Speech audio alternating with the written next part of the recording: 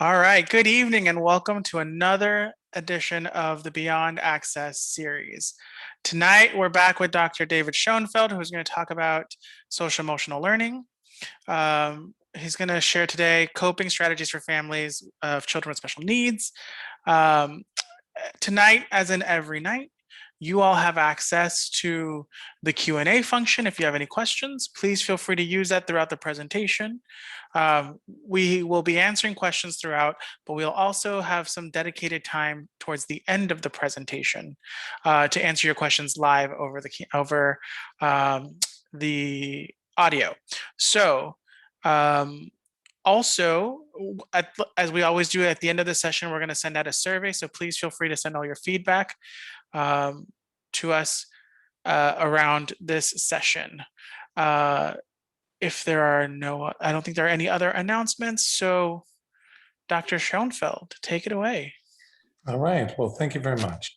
So as already mentioned, I'm going to be talking about coping strategies for families of children with special needs. How that's even more of a need now during the current pandemic, but was always a need. So this just kind of summarizes some of the previous presentations that were done, if you want to look for copies of them. And what I'm going to do today is really talk about how families of children with special needs often have many challenges, even prior to the pandemic, but the need for a wide range of practical coping strategies for all family members has only increased during this pandemic. So the session is going to outline some practical suggestions for how to cope with these challenges, and you will have opportunity to share your suggestions with each other, in addition to asking any questions that you might have. So let me start with just a couple very general comments. The first is that special needs, as I think you all appreciate, is a very broad category. So some families have children with intellectual or neurodevelopmental disabilities. Some have children with social emotional disabilities. Some have children with physical disabilities or serious or even potentially life-limiting medical conditions. And some families have children that have more than one of these special needs, where you might have an entirely different category. So to talk about how to cope with such a broad range of challenges means that I'm going to have to talk in generalities to start with. And some of what I say, I'm going to apologize right now, may not apply very well to your particular family because of what the needs are for your family. And that's kind of unavoidable. I will leave some time for discussion so that you can ask more specific questions. The second general point is that families usually have some of the best advice on coping strategies for other families. So putting those two together for both of these reasons, I want to reserve more of our time for this session as well as our final session next month for questions and discussion, so we can get more information and insight from all of you sharing with each other. But to start the discussion for today, what I'm going to do is just offer 10 pieces of what are, quite honestly, just common sense advice that families have helped me learn over time that may help with successful family coping and adjustment. So the first is you need to know how and be willing to ask for and accept assistance when it's offered. But unfortunately, you can't always expect to receive it. You have to realize it is a sign of strength and a way of surviving to accept appropriate assistance when it's offered. And it's also an important lesson to model for all children, but especially for children with special needs who are more likely than other children to require assistance and support because of their special needs. Second general point is you should seek advice and accept good advice wherever you can find it. As a developmental behavioral pediatrician, I'm used to working in medical centers. And when families come to those centers, they're looking often for expert subspecialty medical care or highly specified special education interventions in schools. But I do want to point out you can get excellent advice about how to adjust and cope with issues in your life from people who actually know very little about your child's specific condition. Now, I've been invited over many years to talk to groups of parents, both in the United States and often abroad, on how to support children who have Duchenne muscular dystrophy. And I'm often asked by these families where they can find a counselor with expertise in Duchenne muscular dystrophy in their particular country, wherever it is in the world. And quite honestly, I don't know the answer to that question, but what I tell them is what they really should be looking for is not an expert in Duchenne muscular dystrophy who's a counselor, but they need to look for a good counselor. Often good counselors can be very helpful, even if they don't know a great deal about the specific special needs of your child. Faith-based support is often helpful for some families, and kind and wise friends can also be extremely helpful. It's true that they won't know exactly what you're going through, but I would say neither does another family with a child who might have the same condition, whether that is Duchenne muscular dystrophy or autism spectrum disorder or Down syndrome or severe depression, etc. Their own experience, other families' experiences are often going to differ in very significant ways as well from what your experience is, even if the child shares the same diagnosis. People don't really need to understand everything about your life experience to give you advice and assistance. If knowledge about your child's specific condition is actually critical to an issue you need help with, then you can teach these other people about the relevant issues for your child's condition. If they have empathy and they have insight, they're going to want to learn that and they'll be able to learn it.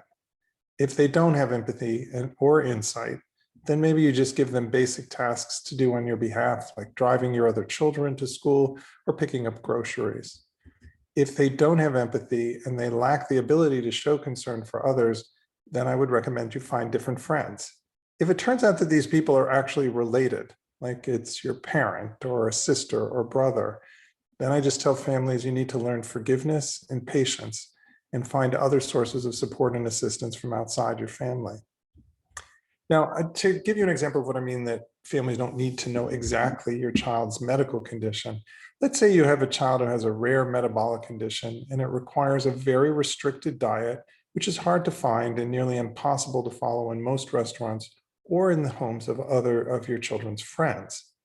The family of a child who has the same condition might be the one who's best able to help you find places where you can buy the specific food or order it on a menu.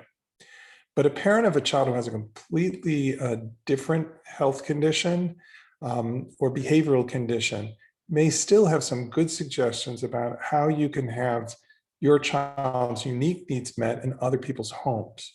Or how can your child participate in activities with peers despite this? Or how do you cope with embarrassment about standing out when you do have to ask for special accommodations? So for all of these reasons, you can find advice, specific types of advice about your child's medical condition or behavioral condition from someone who has a similar condition, but you can find out how to cope and adjust from families more broadly. So the next bit of general advice is to realize that people have very different ways of coping with the same difficult situation. And in very stressful situations, such as can be seen when a child has special needs, differences in personality and coping strategies become greater and they can cause more problems. Some people find it very difficult to discuss openly their feelings, and some people can't seem to stop talking about them. Some people want to connect with others to deal with their personal stressors, and others prefer to be alone.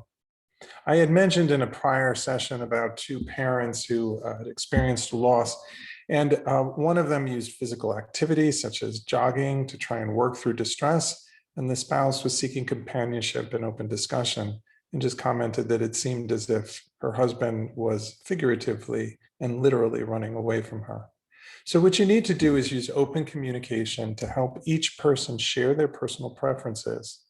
I've actually found that marriage is an institution that was created to take two people with very different personalities and preferences and join them together with a lifelong mission of trying to change the other person's personality.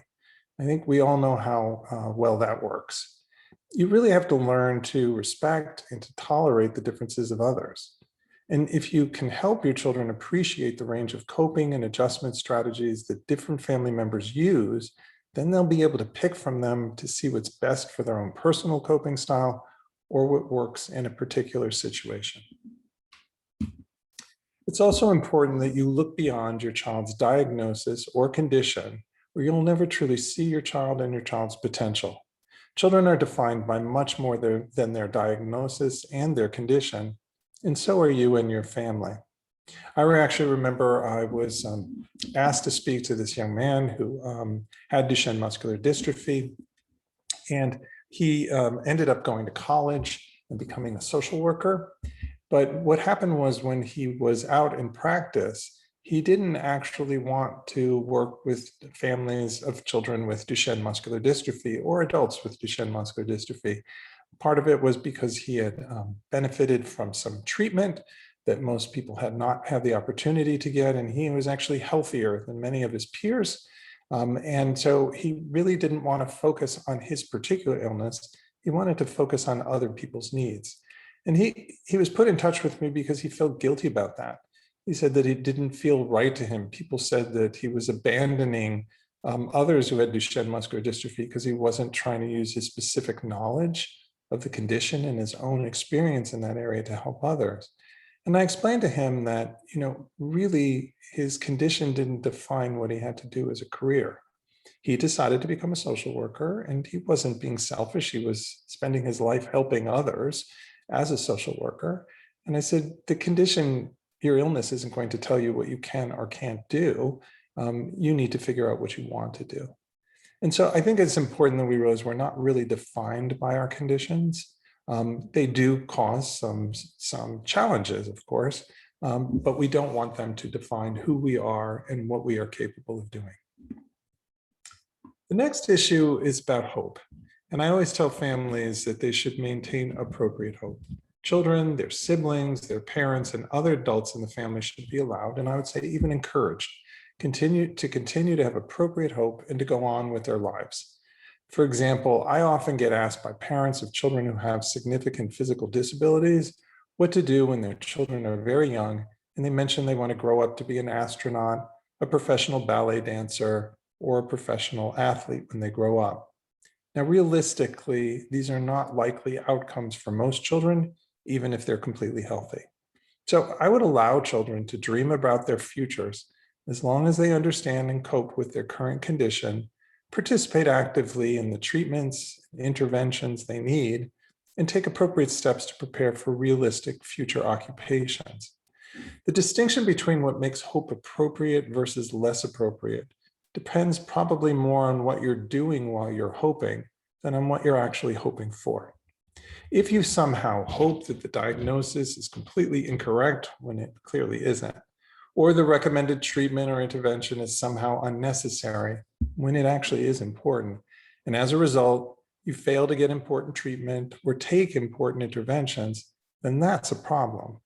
Hope that prevents you from taking needed action based on current reality is the problem. It's not the hope. I encourage families to remain realistic and act on their current reality, but still maintain appropriate hope that the reality may, over time, change in a positive direction. So if you have a 5-year-old who has a significant physical disability and they announce that, she wants to be an astronaut, I wouldn't try and tell her that it's unlikely she'll be an astronaut, but just ask her why she's interested in becoming an astronaut. She may just want to share something she learned about the moon in class that day. And then you can just comment that exploring the moon does indeed sound exciting. And there's a lot about space that's fun to learn about. You don't need to try and tell her that you don't think she's going to be an astronaut. The next point is you have to realize that issues that are relevant for all children are, obviously by definition, still relevant for all your children. They need to experience limits, deal with disappointment, and accept that they can't always do whatever they want. I find that some parents who have children with special needs may avoid placing any limits on their children, as if to make up for limits that have been or will be placed on their children from their condition or their special needs. They feel that the time they have together should be what's often defined as quality time. And they define that as time when everyone's having fun. But this often leads to spoiled and self-centered children who actually aren't fun to be with, and they're not fun to be. So in reality, these families try so hard to always have fun that they actually never do. Instead, recognize that for your children to achieve independence to the level they will be capable, they need to experience some failure at the same time that they realize that you expect and hope that they will eventually succeed. Along those lines, don't try and treat every day as if it was your child's last or only day. I see parents sometimes refer to that. This is especially the case for children who have serious and potentially life-limiting conditions. I find that many parents feel either cheated by the potential loss of time with their child or guilty that they're not able to guarantee that their child will have a long, healthy, and happy life. If you try to make every day count enough to somehow make up for the possibility of having fewer days in the future, then it's a good chance you're going to be disappointed. If instead you try and make the most of every day because you want to enjoy the present, regardless of the past or future, chances are better then you'll actually enjoy the present. This would be the difference between treating every day as a gift versus treating today as compensation for something owed to you. Parents who try to fit a lifetime of enjoyment into every day end up with overscheduled and exhausted families, and children often that are overindulged, unable to deal with disappointment, and that fail to become responsible and competent youth and adults. The reality is you can't live a lifetime in a day. It's just hard enough to fit a day in a day. So I wouldn't try and do more than that. In order to do that, you need to set priorities. Prioritize what's most important and aim just to accomplish those near the top of the list. I find that people often talk about prioritizing, but they don't point out you have to eliminate some of those items that are lower on the list. Otherwise, they just gather and accumulate and just make you feel overwhelmed. So go after the ones that are top on the list and get rid of some of the ones that are less important. Learning to place balance in your life is a lesson most people actually never really learn. They exhaust themselves at holidays because they want to have a perfect meal, or they exhaust themselves on vacations by trying to have the perfect vacation. Families of children with special healthcare needs and other special needs have even more to balance, so they're just going to get exhausted sooner. Simple steps do add up. So decide to keep the house clean enough, but don't spend as much time trying to keep it perfectly organized. If it takes too much time and effort to clean up after dinner on a holiday, maybe you use paper plates and cups some of the time. Keep your holidays and vacations simple so that you actually enjoy each other's company. And keep only those traditions which you can easily do and still enjoy. Create new ones if you need to. And don't judge yourself because you don't live up to unreasonable expectations. Now, although you should keep things in perspective and aim to address those issues with the highest priority, you need to remember to go out of order some of the time. If you only try and address the most pressing needs, you likely won't get to many of the needs of your other children, most of the needs of your spouse, partner, or friends, and virtually none of your own. So I'm giving you permission to go out of order. Talk to your other children to find out what's really important to them and request that they tell you when there is something that's important to them, even if it may not seem to be the most important thing that you have to do. Similarly, talk with your spouse, friends, and significant other, and try and address some of their needs. And perhaps most importantly, and certainly most overlooked, think carefully about your own needs and preferences and find ways to take care of yourself. Nurture yourself so you can have something left to give to those you care for, including your children that have special needs.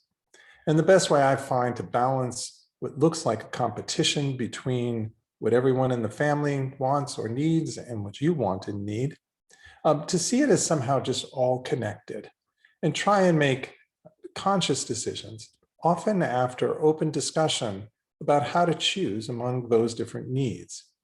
You can model that for your children, and then they'll likely be able to do that themselves. Now, I want to point out that the next session is going to be about how to take care of yourself during the current pandemic. And so the key takeaways that I just wanted to say for today was that people who are not familiar with your child's special needs can still provide helpful advice and assistance. You want to maintain appropriate hope, but do what's important for current needs. Remember that issues that are relevant for all children are still relevant for your children. And set priorities and aim to do those at the top of the list and eliminate some that are lower on the list and go out of order some of the time as well. So what I'm going to do now is stop so that we can answer some questions, and people can share with each other about some of the suggestions that they have.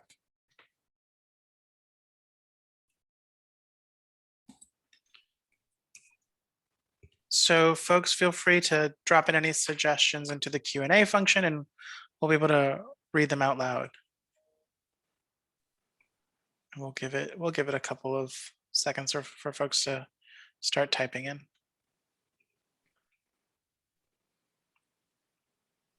And as we're waiting, the next session is going to be on self-care and how to take care of yourself during this pandemic.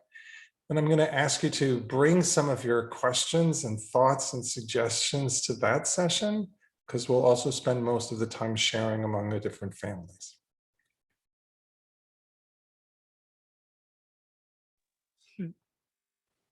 I see folks typing in.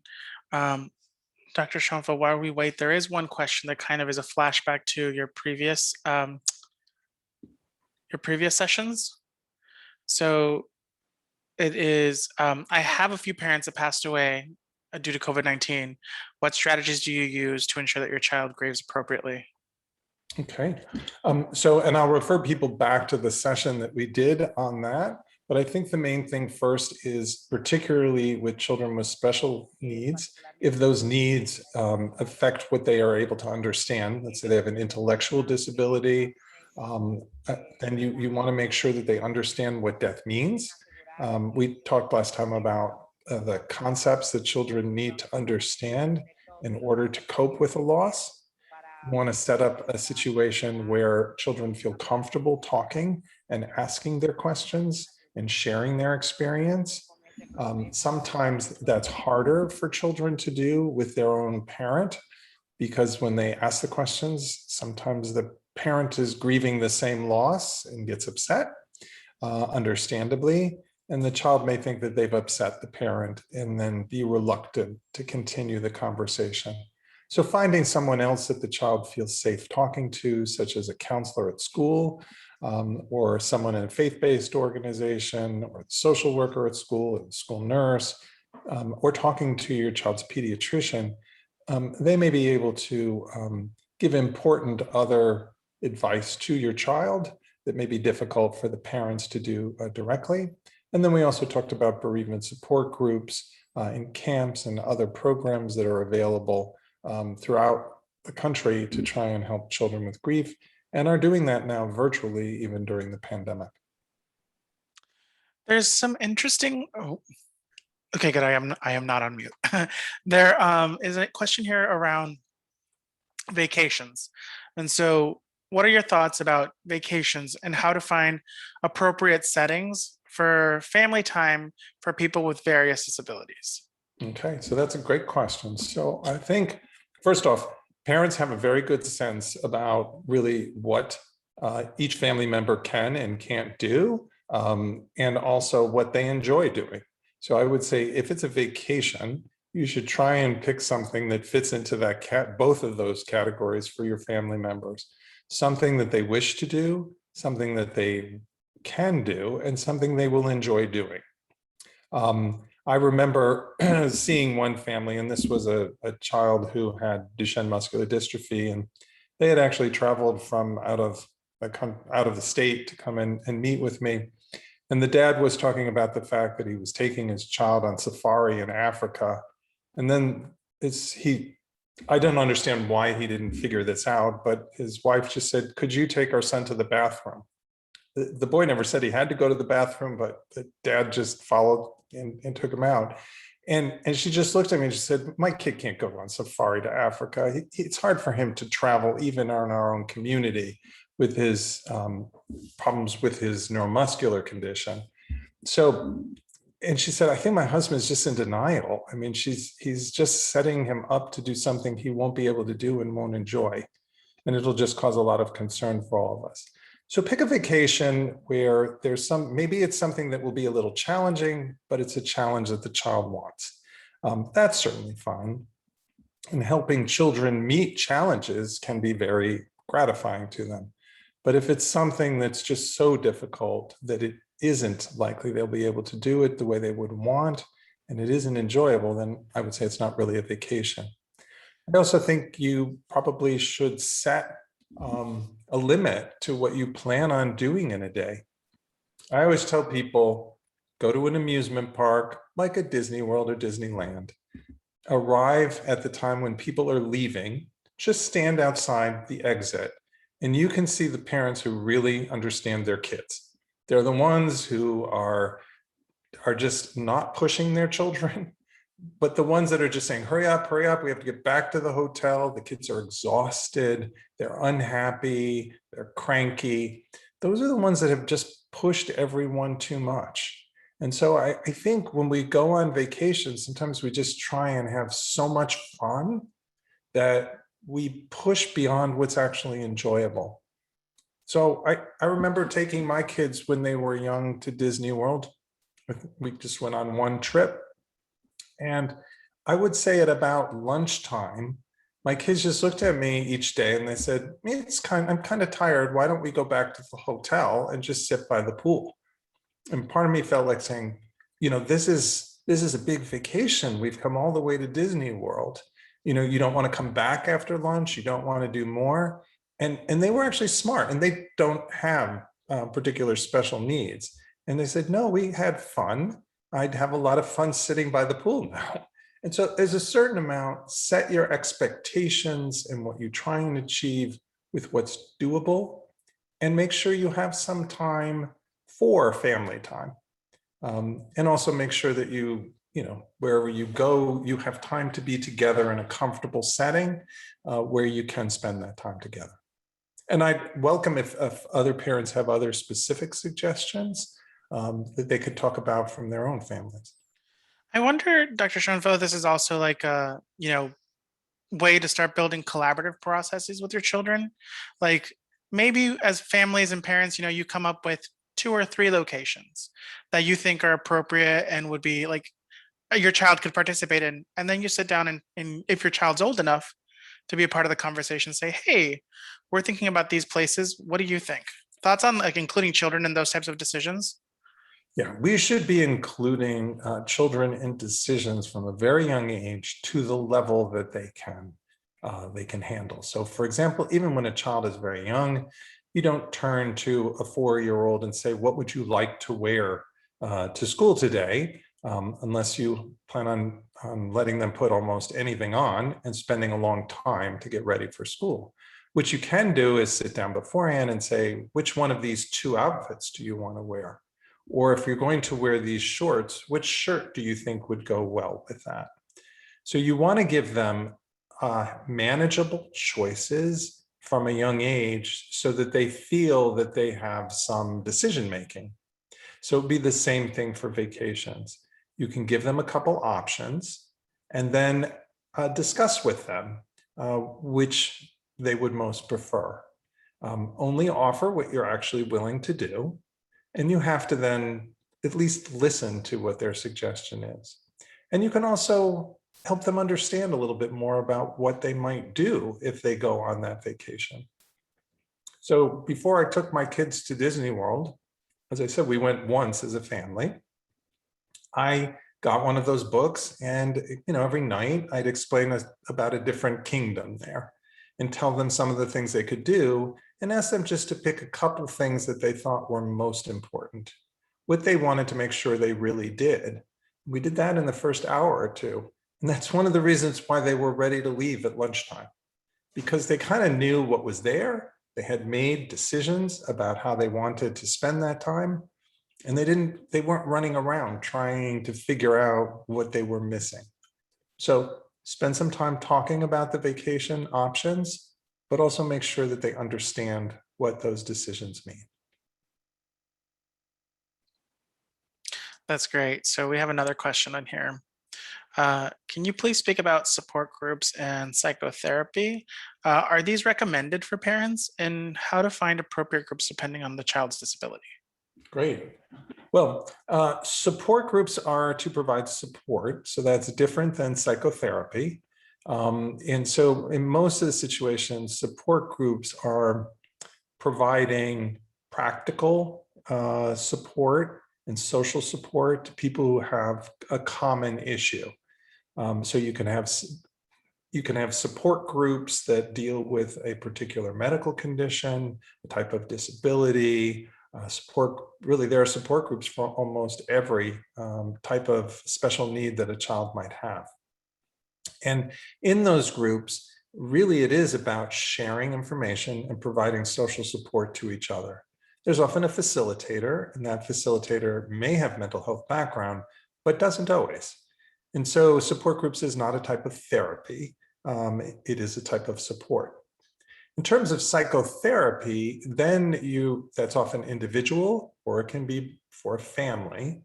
But there you're really trying to benefit from someone who has mental health training, who can help you deal with an issue.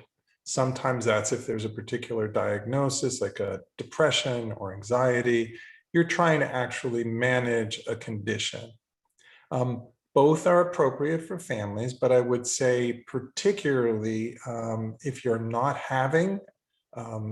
child's not having a great deal of difficulty adjusting or coping, but you want some advice about how to get support for yourself in raising a child who has a special need, support groups are very useful. And in terms of how to find those, I think you can speak to someone in the department, special education office, about where you might be able to find some of those resources. You can often talk to other parents and other families that have children with similar needs. And you can also find a lot of that information online. But probably the best place to find a support group that you know will be well run is to talk to people who either know of those groups or in them themselves. That's great. And we're seeing some comments in here about supporting involving children in conversations. And someone wrote, giving choices empowers children, that's the best advice that they've ever received. It's very important. It also, ultimately what we need is for children to be able to become more and more independent. And children have different levels of independence based on whatever their disability is or their condition. And of course, where they are in their age and development. But you really want children to come to the point where they can get as much independence as they have the ability to. And that needs to be taught. And so to be quite honest, it's not only helpful for the kid to have choices, it's helpful for the parent. Because if the parent has to keep deciding what the kid wants all the time, eventually as they get older, that just gets harder and harder to do. And your child, as they start to become middle school age and high school age and beyond that, may not feel comfortable communicating that to you. And you may be trying to figure out what you'd want to do without really knowing what the kid wants. So I think giving children the ability to make some of those decisions will help the child. It empowers them. It also helps make the right decision, because the kids over time is going to know more what's important to them.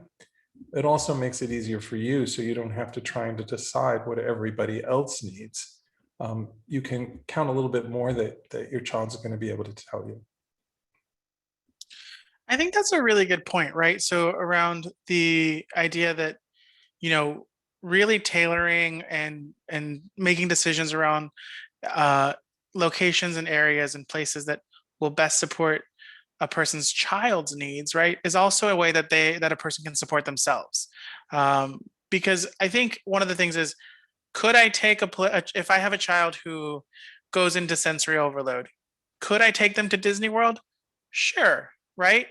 But I'm going to have to bring in a lot more work, right, to make sure that my child has an enjoyable experience at that place. So I think that's a really good point.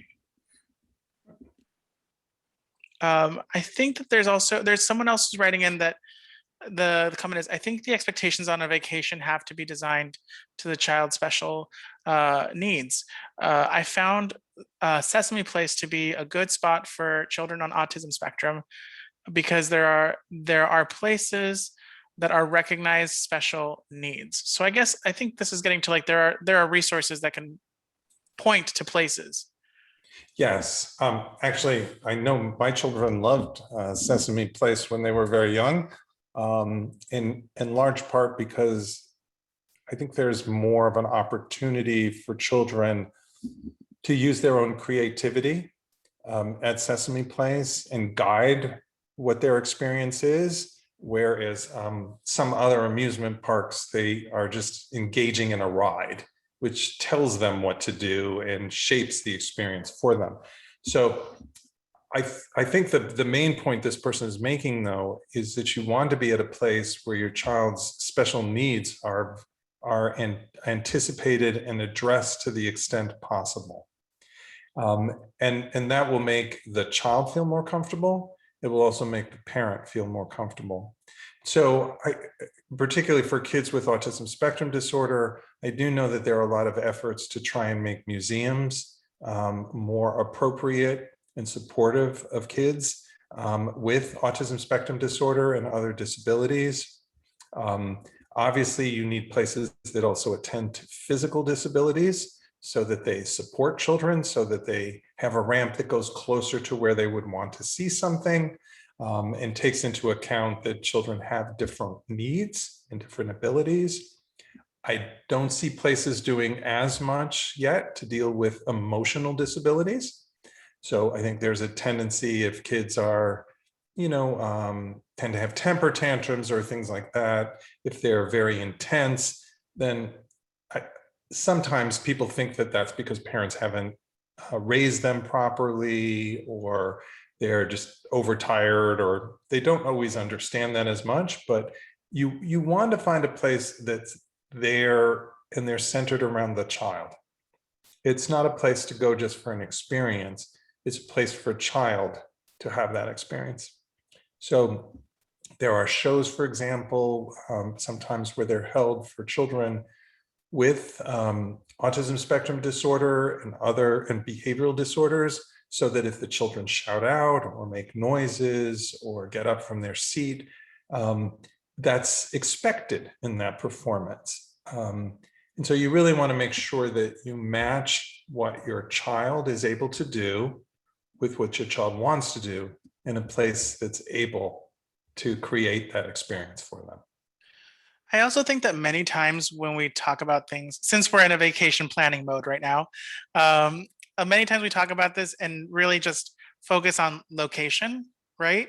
But do you have any thoughts around like pacing of planning, right? Because I know that sometimes I go on vacation and I want to, jam the agenda with as much as I can get done that day, right? And there are other days where I just want to do one thing, and then there are days that I might want to build in breaks. Do you have any thoughts around like pace planning? So part of it is, as a pediatrician, people will often say to me, is my child old enough to go to Disney World? And, I tell them, if your child is at a developmental level, say of a 4 or 5-year-old, then there's a lot at Disney World that's beyond what they actually need. And they might really like going to an amusement park that's in your town that has a couple small rides, and they love that. And that feels good to them. And I would say then, don't travel across the country and spend a lot of money to be at a place that's just supposed to be more special. Figure out what's really special to your child.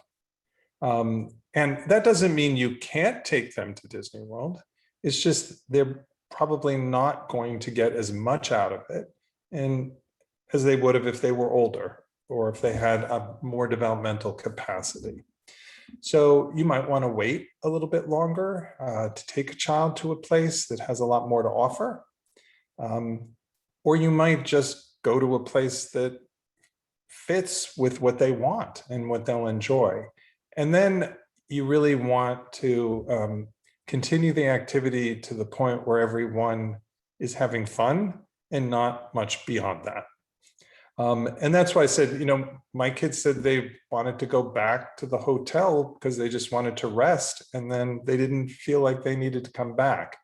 And in part, I was thinking, for all the money we spent to be here, you should really take advantage of the full day. But like is often the case, my kids were right. They were having a full day, and they told me when that day was pretty much done. And if they want to go nap, then if that's really what they want and it's going to be fun for them, then that's probably what they should be doing. So some is what I said before, don't try and fit 2 days into one day. Just be happy fitting one day into a day, and don't push to try and do more.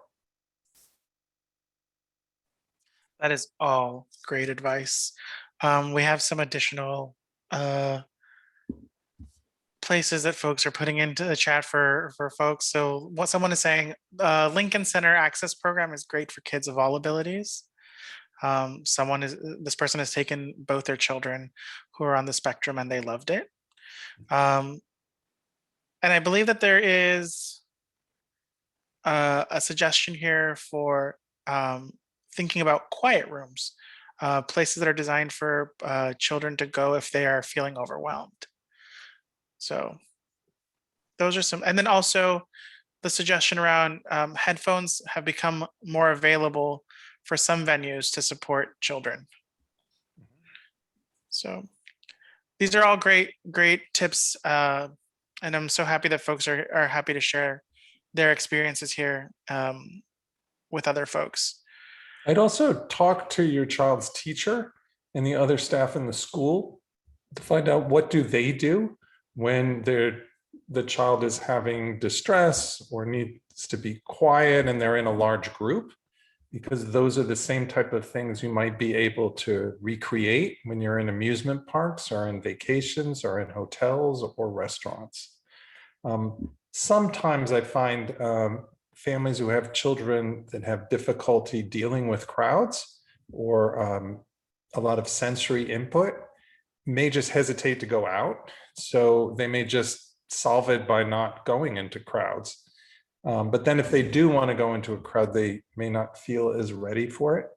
So if your child is going to school, then the teacher and the people doing intervention in the school will know some strategies that have worked for your child.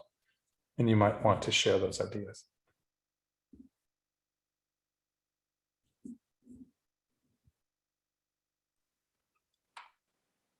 I'm not seeing anything else, anything new in the Q&A. So I did see one question about ABA therapy to help children cope with anxieties and frustrations of the pandemic and learning remotely. Yep. What I would say about that is that ABA therapy really is aimed at building skills.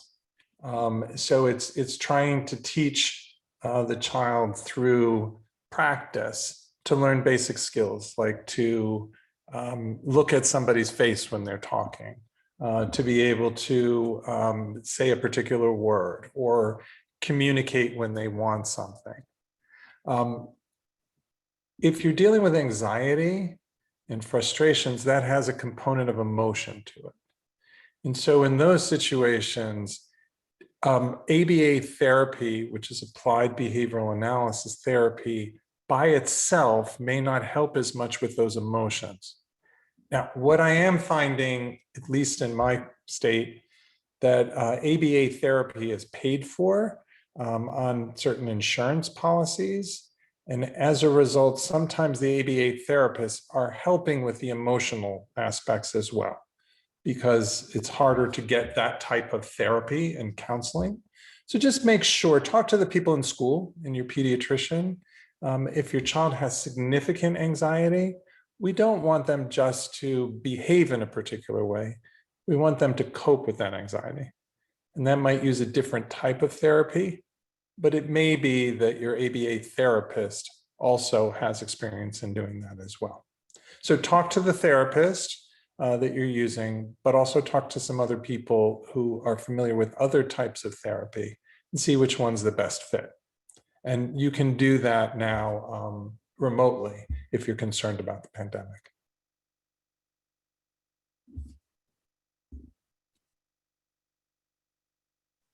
I think we have some additional questions now.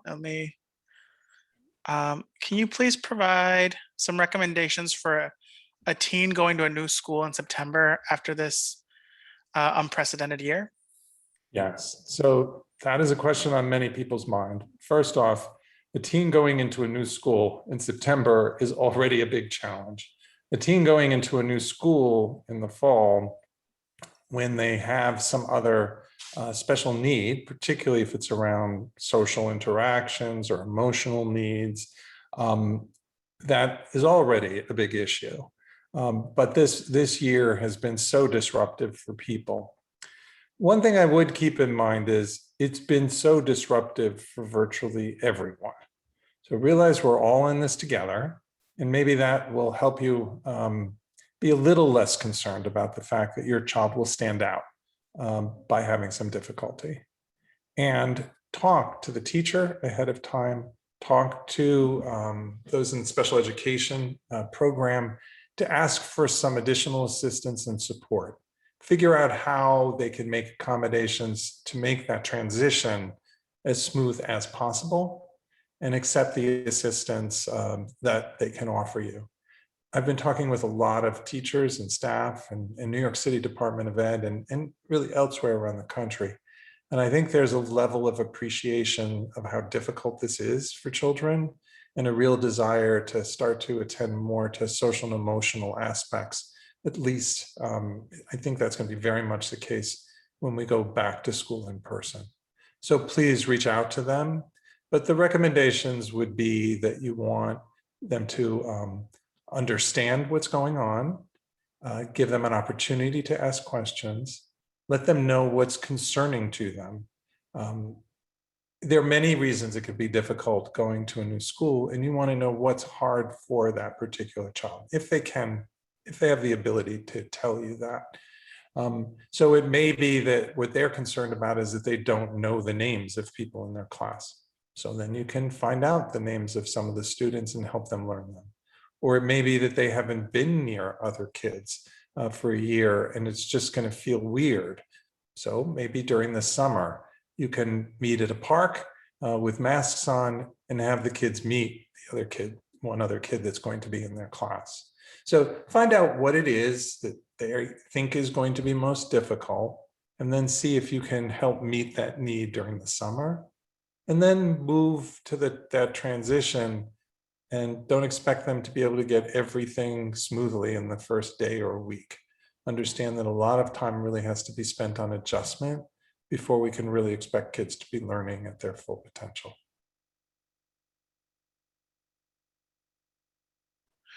All right. And there's also, I think this is very similar, but a little different. Any suggestions in explaining to preteen siblings um, who each have competing needs? For example, one may have maybe on the autism spectrum disorder, and the other might have ADHD. Yes. So actually, I remember once being asked by parents, I think they had triplets, and one of them had Down syndrome, one of them had Duchenne muscular dystrophy, and the other was typically developing or something. And it just was, they were like, how do we explain this to all three of our kids? And they were young. And so part of it is each child is going to need something different. That's even if they didn't have a special need requiring special education. All children are different and they each have their own needs, but your kids have bigger needs, more dramatic differences.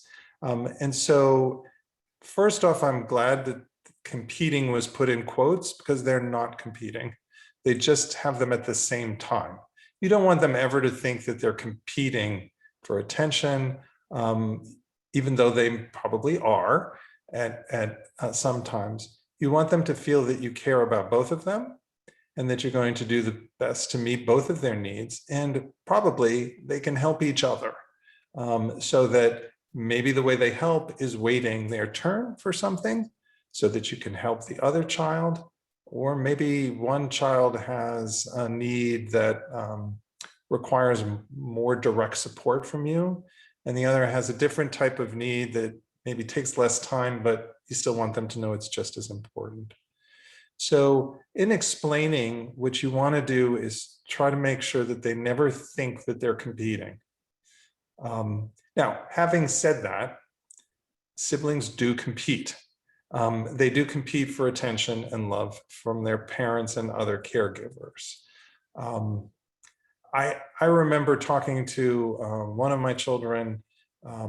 She had actually, she said something to her sister, and I just looked at her and I said, why do the two of you always compete? Like, why? And my daughter looked at me and just said, well, you're the developmental behavioral pediatrician. I thought you knew that. And I said, well, when is this going to end? And she looked at me and she said, as far as I can tell, it will never end. and they're adults now, and it's true. They do compete, but they don't really see it as a competition where one has to win. They just know that both of them want attention, and you just need to realize as a parent, that's a good thing. You want both of your kids to want you. I know it's exhausting, but it would be worse if they didn't. So what you tell the children is, each of you will get something that's different at times, but it's the same thing. I give you what you each need, and what's important to you. And that's the same thing, but what it looks like is going to be different because you're different people. So I think kids they may say in the beginning, that's not fair, but I think they grow to realize that that is what's fair. And that's what we need to do in our society, is not give everybody the same thing, but give everybody what they need to be able to do as well as possible. And that's actually what's fair. But kids will question it. And the reality is, at times there won't be enough of you to give everything that they want at the moment. And that gets back to, you really need to help them learn how to meet some of their own needs to the extent they can. Well, that explains why my mother will never admit it, but I know that for a fact that I am her favorite child. Um, there's another question. There's another question in here around. So this has been a tough year for many folks at different levels. It's been tough for kids. It's been tough for families. But one of the things that some folks are facing now is that their children have been in remote learning for a long time, and now they're going back into some sort of in-person learning. So do you have any suggestions or thoughts on how families can help prepare their children to go back into this mode of learning where they go back to a school building? Yeah, so part of it is, I think you need to get children used to what the new rules are going to be. So if they have to have a mask on all the time they're in school, you want them to practice wearing a mask all day, perhaps even in your house. If they have to learn to be around other children but keep a distance away, take them to a park, take them to a public area and practice that. Because you want them to learn how to do that safely when you can just be with them and help them with it. But if you put a lot of kids together, it's going to be hard for the teacher to do that and still also teach. And then talk to the school about what would you like me to do to help them prepare? Tell me a little bit about what the day is going to look like. And then communicate with your teacher. How is my son doing? Or how did my daughter do today? What are the things you want me to work on at home? How can I help you? Recognize your kids may be nervous about coming back to school. The teachers are too. And so are the mental health staff. So helping them out and telling them that, this must be challenging, but you really appreciate that they care and that they're doing this, I think is a way to make it go smoother for everyone, but it still will be challenging. Kids will find it. Some kids, get used to a lot of the changes. I was talking with one pediatrician. She said her daughter is 3 years old, and if she sees anyone in public without a mask, she gets upset and she can't understand why you wouldn't wear it. It's kind of like not wearing your clothes outside. You learn that's what you have to do because that's what's accepted. So some children will adjust to this. because it is what they've grown used to. Some kids will find it hard to go back to what it was before, and many people are going to find it hard to do something in between. And that's what we're really asking people to do some things sometime and not other times, and they need to learn how to do that. I think one thing that you've talked about in the past as well can be important here, and then that's like the importance of the schedule, right? So like if right now our kids wake up, a couple minutes before they have to log in to Zoom class, it might be a good idea to start waking up the time that they would need to wake up to leave the house to go to school, right? Easing those types of things in. Yeah, some children have trouble with the adjustment from day to day, and really, I mean, some kids are very flexible, but most are not. And most kids with special needs are less flexible and often have more that they need to fit into that schedule because of whatever their condition is. So, since I've been doing a lot of work with New York City schools this year, a lot of the sessions start really early in the morning. I don't actually like getting up that early in the morning. I'm in Los Angeles, so it's 3 hours earlier, and I don't really like it as much, but I just went with it. So now, even on the weekends, when the sun rises, I get up because it's hard for me to change my schedule on the weekend. And then it's harder than when Monday comes. So I've gotten used to it. I mean, I just get up earlier every morning. Actually, a lot of people prefer that, and I can see why. But that just means I have to go to sleep earlier at night, each night. So I do think that putting kids into a schedule, or at least putting them into situations where they can predict what's going to happen next, is very helpful to them, particularly when there's a crisis going on. Dr. Schonfeld, as always, this has been an amazing evening full of information. Thank you so much for joining us again. Thank you. And then we're looking forward to your next session in May, where we're going to have more open discussions with parents and have parents give us some feedback. Correct. And we'll be talking about self-care. Great. So thank you all for attending tonight. It was only successful because you were here and you shared your questions and your feedback. As always, tomorrow you're going to receive an email with 3 things. The first thing is going to be the link to the recording of this session. The second thing is going to be the link to the survey for this session. So please take a moment, fill that out. It takes no more than 2 minutes, but it really does help us plan for future sessions. And then the third thing will be the link to register for the next session. So if you have friends who would be interested in the upcoming session, please share it with them so that they can also join. Dr. Schoenfeld, any closing thoughts? No, I just wish you all the best and good luck with the transition back into classes. Thank you so much. And for everyone joining, thank you. We will see you again next time. And until then, stay safe.